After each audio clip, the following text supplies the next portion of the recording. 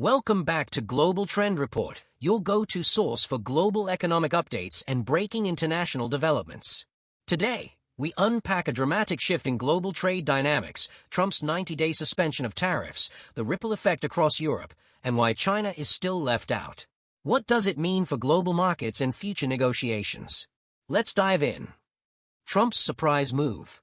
On April 9th, President Donald Trump unexpectedly paused sweeping tariffs on most U.S. trading partners for 90 days. This sudden move came after massive turbulence in global stock markets following his earlier announcement of heavy tariffs on April 3rd. The temporary pause targets countries like those in the European Union, Japan, and others, but not China. European leaders cautiously welcomed the move, calling it a chance to stabilize trade tensions and reopen negotiations with Washington. European reactions.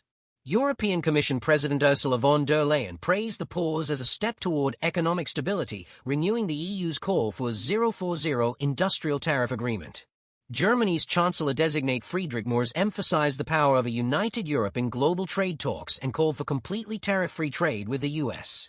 But despite this optimism, uncertainty remains. The EU had prepared retaliatory duties on $23 billion of U.S. goods from soybeans to motorcycles, and has not yet announced if those countermeasures are off the table.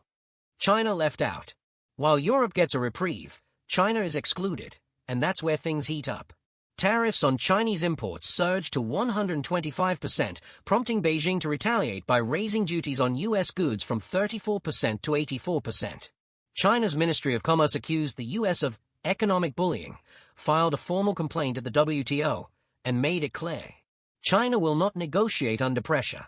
Instead, Beijing is now reaching out to Europe and Southeast Asia, trying to build a coalition against Washington's aggressive tariff stance.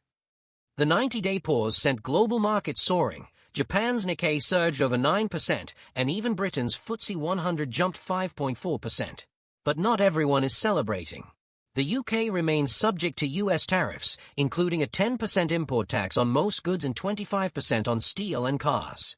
Its economy took a hit, with the FTSE falling earlier to a 13-month low. Meanwhile, Taiwan, despite its close ties to the US, faces a 32% tariff, sparking concern for the global semiconductor supply chain. With 90 days ticking down, the world is watching.